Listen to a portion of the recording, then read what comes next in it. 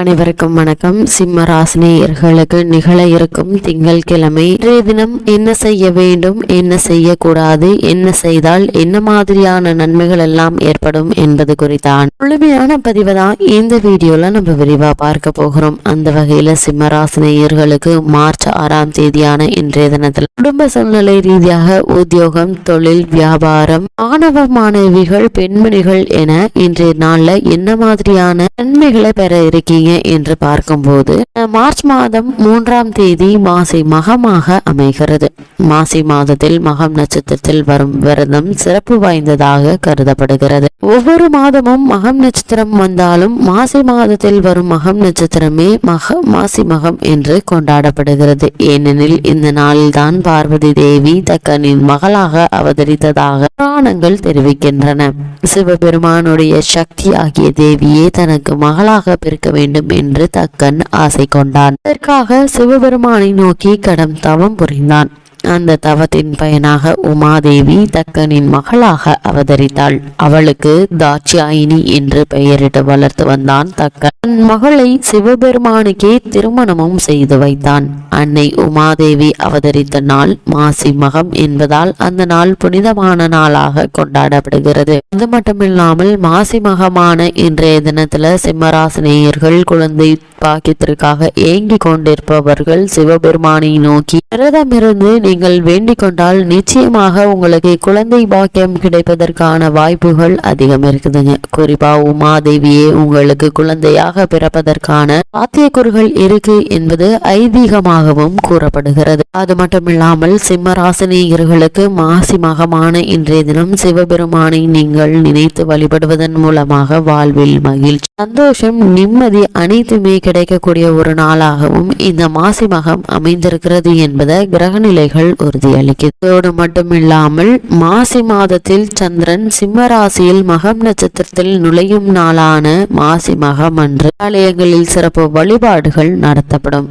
மக நட்சத்திரத்திற்கு அதிபதியானவர் கேது பகவான். இவர் ஞானத்தையும் முக்தியையும் அருள்பவர். செல்வ வளம் சேரும் யோகத்தை வழங்கக்கூடிய மாசி மக நாளை கடலாடும் நாள் என்றும் தீர்த்தமாடும் நாள் என்றும் அழைப்பார்கள். தீர்த்தமாடும் நாள் நிகழ்வினை சிறப்பினை எடுத்துரைக்க ஒரு புராண வரலாற்று கதையும் கூறப்படுகிறது. ஒருமுறை வருண பகவானுக்கு பிரம்மஹத்தி தோஷம் ஏற்பட்டது. இதில் அவர் உடல் கட்டப்பட்ட நிலையில் கடலில் வீசப்பட்டார்.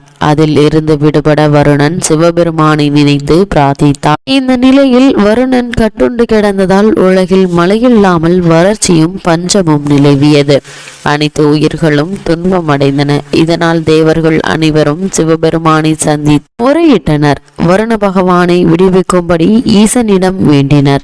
தேவர்களுடைய கோரிக்கையை ஏற்ற சிவபெருமான் வருண பகவானை விடுவித்தார். அவர் விடுதலை பெற்ற நாள் மாசிமக திருநாளாக கருதப்படுகிறது. அது மட்டுமில்லாமல் சிம்மராசினியர்களை பொறுத்தவரை விடுதலை பெற்ற வருண பகவான் மனம் மகிழ்ந்து சிவபெருமானை வணங்கினார். பின்னர் ஈசனிடம், இறைவா, நான் பிரம்மஹத்தி தோஷத்தால் பிடிக்கப்பட்டு கடலில் கிடந்த போது நீருக்குள் இருந்தபடியே உங்களை வணங்கினேன். அதன் பயனாக எனக்கு விடுதலை கிடைத்தது. அதே போல் மாசி மகத்தன்று புண்ணிய தீர்த்தங்களில் மூழ்கி நீராடி இறைவனை வழிபடும் அனைவருக்கும் அவர்களுடைய பாவங்களையும் பிறவி துன்பங்களையும் நீக்கி சிவபெருமானும் வருணன் கேட்ட வரத்தை வழங்கினார். அன்று முதல் தீர்த்தமாடல் நிகழ்ச்சி சிறப்புடன் நடைபெற்று வருகிறது. மாசி மகத்தன்று பிரசித்தி பெற்ற புண்ணிய தலங்களில் ஆறு, கடல், குளம் போன்ற தீர்த்த தலங்களில் நீராட வேண்டும். இவ்வாறு செய்வதால் சகல தோஷங்களும் நீங்கும். குடும்பத்தில் ஒற்றுமை பலப்படும். மாசி மகத்தில் விரதம் இருக்க வேண்டும் என்று நினைப்பவர்கள் காலையில் எழுந்து புண்ணியன் தீர்த்தங்களில் நீராட வேண்டும். பின்னர் உலர்ந்த ஆடைகளை அணிந்து கொண்டு சிவசிந்தனையுடன் சிவன் கோவிலுக்கு சென்று வழிபாடு செய்ய வேண்டும். மதியம் ஒரு வேளை மட்டும் உணவு சாப்பிட்டுவிட்டு இரவு பால் பழம் சாப்பிடலாம். அன்றைய தினம் முழுவதும் வேறு எந்த பணிகளிலும் ஈடுபடாமல் இறைவனை நினைக்கும் ஒரே சிந்தனையோடு இருக்க வேண்டும். தேவார திருவாசக பாடல்களை பாராயணம் செய்யலாம். இந்த விரதத்தை கடைபிடித்தால் குழந்தை பாக்கியம் கிடைக்கும் என்று புராணங்கள் தெரிவிக்கின்றன. மக்கள் மட்டுமில்லாமல் நதிகளினுடைய பாவம் போக்கும் ஒரு நாளாகவும் இந்த மாசி மக திருநாள் அமைஞ்சிருக்குது.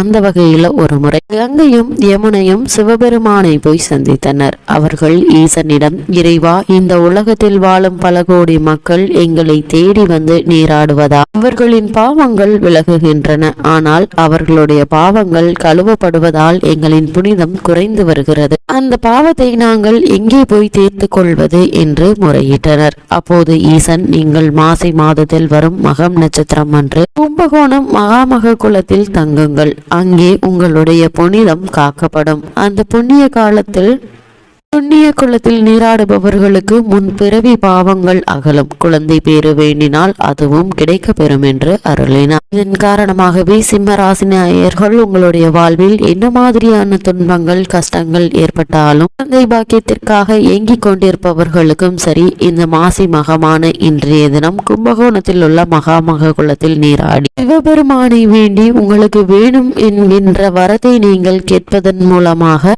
வாழ்வில் கிடைக்க வேண்டிய அனைத்து நன்மைகளும் மகிழ்ச்சியும் குழந்தை பாக்கியமும் செல்வ வளமும் நிம்மதியும் கிடைக்கக்கூடிய ஒரு நாளாக இந்த மாசி மகம் அமைஞ்சிருக்குது. இன்றைய நாள்ல சிம்மராசினியர்கள் எந்த மாதிரியான முயற்சிகளை நீங்கள் மேற்கொண்டாலும் அவற்றில் வெற்றி கிடைக்கும் என்பதையும் கிரக நிலைகள் தெளிவாகவும் உறுதியாகவும் எடுத்துக்காட்டுது. சிம்மராசினியர்களை பொறுத்த வரைக்கும் மாசி மகத்தில் பிறந்தால் ஜகத்தை ஆளலாம் என்ற மூதுரை ஏற்பட்டதே இந்த மாசி மாதத்தில் மகாவிஷ்ணு அவதரித்ததினால்தான். இம்மாதத்தை தான் மாங்கல்ய மாதம் என அழைத்து புது தாலிச்சரடு அணிந்து அம்பிகையை குங்குமத்தால் அர்ச்சிக்க தீர்த்த சுமங்கலியாக வாழ்வர் மனமான தம்பதியினர் என்று கூறப்படுகிறது.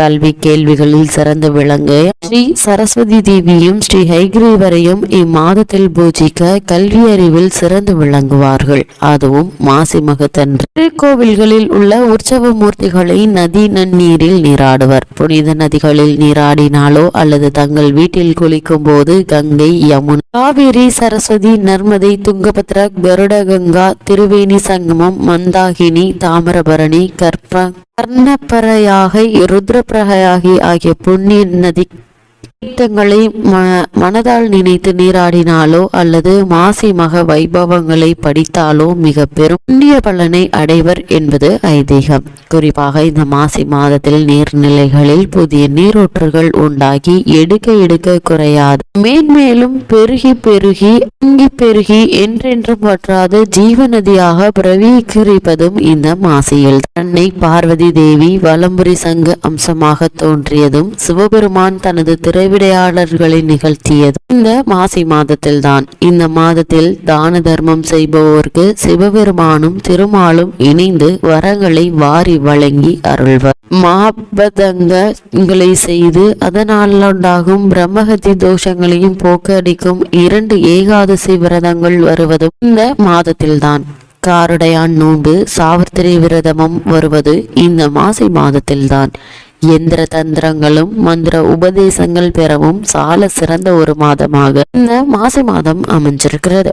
குலசேகர ஆழ்வார் அவதரித்த மாதம். தானத்தில் சிறந்த அன்னதானத்தின் பெருமைகளை சொல்வது இந்த மாதம்தான். சுவாமி மலையில் தான் தன் தகப்பனுக்கு பாடம் சொன்ன சுப்பையனின் அதாவது முருகப்பெருமானின் வைபவமும் இந்த மாசி மாதத்தில் தான் நிகழ்ந்தது என்பது பெருமைக்குரியது. குருமுனியாக அகத்தியர் கடும் தவம் இயற்றி தனது அபிலாசைகளை நிறைவேற்றி கொண்டதும் இந்த மாசி மாதத்தில்தான். இம்மாதத்தில் புதுமனை குடி புகுந்தால் தொன்று தொட்டு வாழையடி வாழையாக பல தலைமுறையை சந்ததிகள் அந்த புது வீட்டில் வாழ்வார்கள் என்பது ஐதீகமாகவும் அமைகிறது. அந்த வகையில் சிம்மராசினியர்கள் இந்த மாசி மகம் நிகழக்கூடிய இன்றைய நாள்ல தீர்த்த நதிகளில் நீராடி சிவபெருமானை வணங்கி உங்களுக்கு வேண்டும் வரம் வருளை வேண்டிக் கொள்ளும் போது அவை அனைத்தும் கிடைக்கக்கூடிய ஒரு நாளாக இந்த மாசி மக திருநாள் அமைஞ்சிருக்குது. இந்த மாசி மக திருநாள் சிம்மராசினியர்களுக்கு முக்கியமான நாளாகவும் அமைஞ்சிருக்குது. ஏனென்றால் சிம்மராசினியர்களை பொறுத்த வரைக்கும் உங்கள் ராசியில் சந்திரன் மகம் நட்சத்திரத்தில் நுழையக்கூடிய நாளாக அமைவதால நீங்கள் விரும்பக்கூடிய அனைத்து வளங்களும் கிடைக்கக்கூடிய ஒரு நாளாகவும் இந்த மாசி மகம் அமைந்திருக்கிறது.